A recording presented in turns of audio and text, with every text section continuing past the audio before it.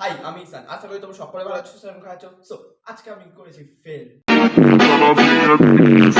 সেই জন্য আমি দিতে চলেছি ফেল করার এক্সপিরিয়েন্স অ্যান্ড বাড়ির রিয়াকশন। সো চলো।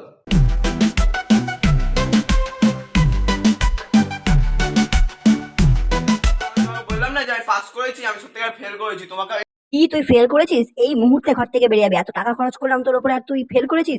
বেরো বেরো এই ঘর থেকে, বেরো বেরো, না জুতো মেরে বের করে দেবো। প্লিজ আমাকে ক্ষমা করে দাও, প্লিজ। সো এখন আমি ফেল করার পরে কিছু এক্সপিরিয়েন্স তোমাদের দেখালাম, আমার বাড়ির লোকের রিয়াকশন। অ্যান্ড দেখতে পাচ্ছ চুল ফুল কেটে রেডি হয়ে গেছে ফেল করার পরে, যে একটু অভদ্র সেজে নিয়েছি। অ্যান্ড তোমাদের একটা জাস্ট কিডিং গাইজ, আমি ফেল করিনি। 10 জাস্ট একটুর জন্য পাস করে গেছি। হ্যাঁ হ্যাঁ হ্যাঁ। অ্যান্ড গাইজ আমি আমার রোবটকে একটু জিজ্ঞেস করি নাম্বারটা। এবার নাম্বারটা বল। ঈশান দাদা, তুমি ফেল করেছো। কি বলছিস? এটা দেখেছিস? বল ঠিক করে বল।